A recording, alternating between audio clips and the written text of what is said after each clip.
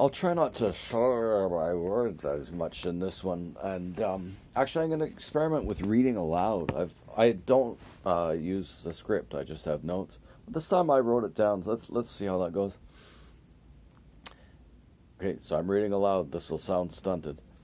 I argued earlier that critical race theory is unlike a religion in that it does not make reference to a supernatural entity. But that argument may have missed something absolutely fundamental. In the Christian religion, God is conceived of as being all-knowing, all-powerful, and all-loving. I know I've talked about this 5 times already. But that is the core concept in a way.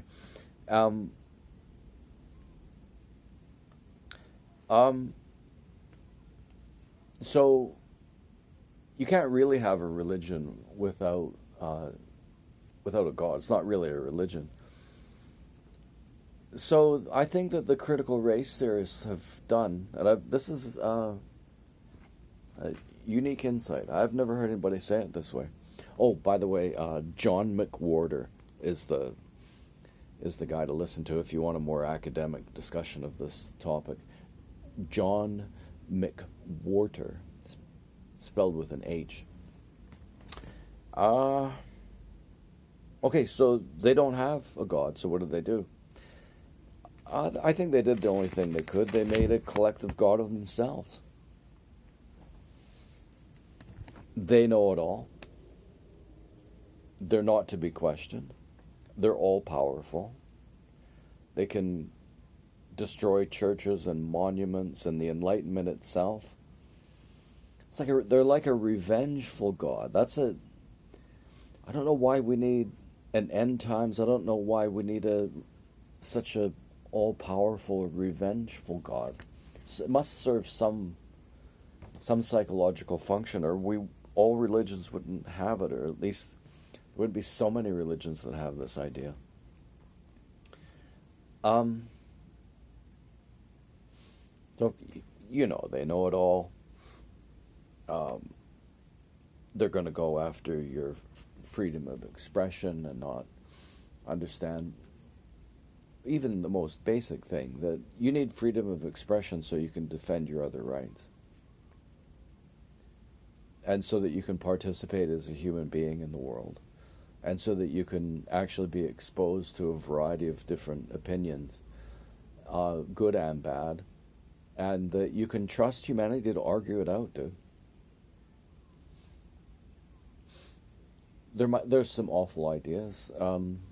Critical race theory is an absolutely awful idea. I don't think anybody from my side of the aisle, which is basically people who want to maintain the traditional core of democracy, they wouldn't shut anybody up, but that violates their first principle.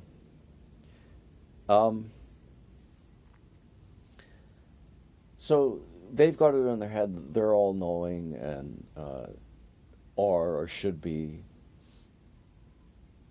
all powerful, but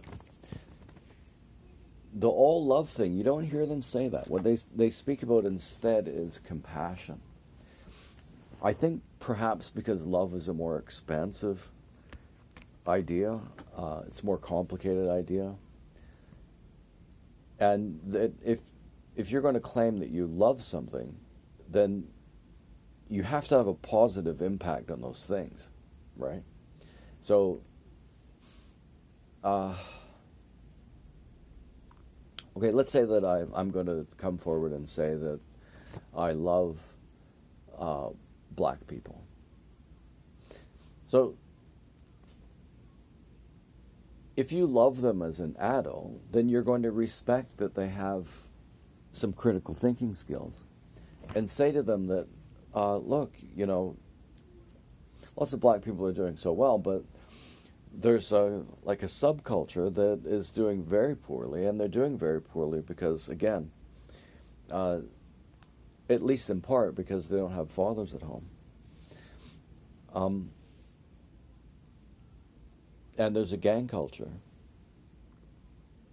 I mean, are you going to at least respect them enough to say that they create their own situation?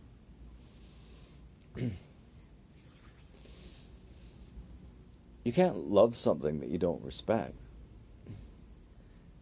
So what they go with instead is with compassion. So, for example, oh boo-hoo, there's the drug addicts hanging around and they're suffering, so that we should give them a bunch of free stuff, housing and food allowance and free drugs probably. Which is the compassionate thing to do. If you just feel sorry for a person's immediate situation, then that's what you do. You'd help them out. But the problem with it is that you create so many more victims. And you victimize the cities where you do it. So if you have these problems or these programs where you're going to help them out and be compassionate and all that, then a lot of them will move to your city from other places in the country. And that will create like a lot of suffering.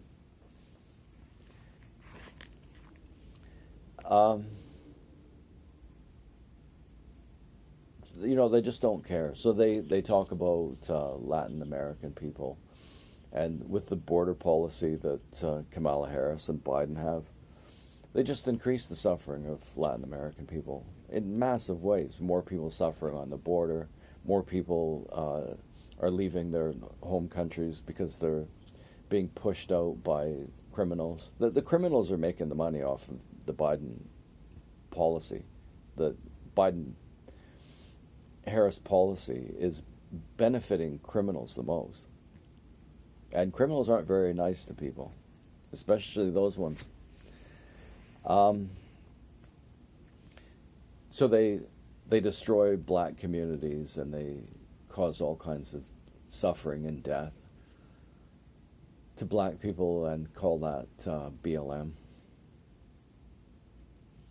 And claim to be concerned about black people, but the impact isn't good. They could have achieved the same thing just by the cell phone is what worked. All that they had to do was say, look, there's a lot of police brutality around. We're going to have to find some way to deal with this.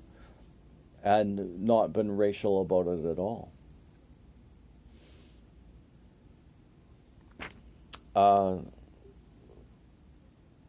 Love is not boastful.